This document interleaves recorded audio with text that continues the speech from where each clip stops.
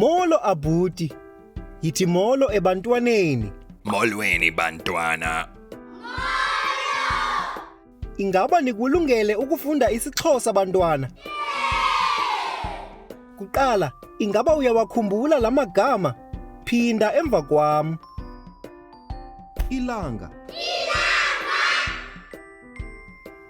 Ilifu. Umthi. Intyatyambo.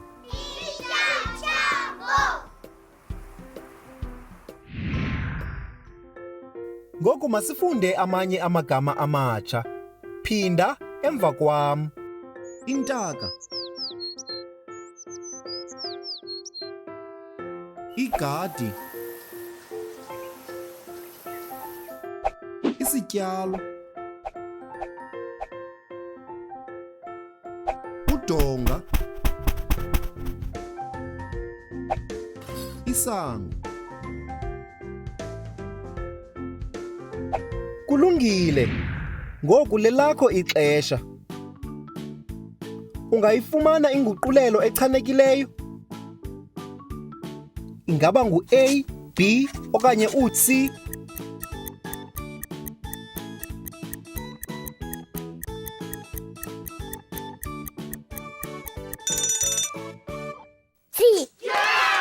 Uchanucwethe. Kuleyo na, ungayifumana inguqulelo echanekileyo? Ingaba ngu-A, B okanye u-C?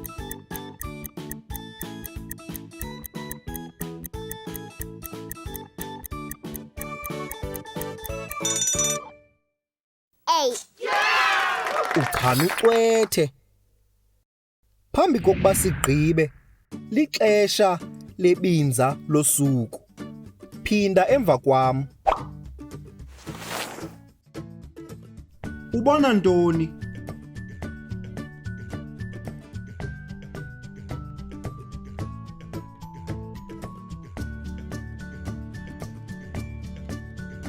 Ubona ntoni phandle?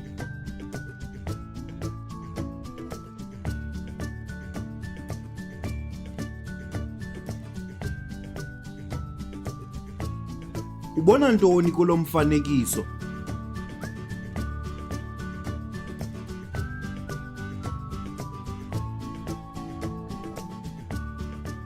Uyabona?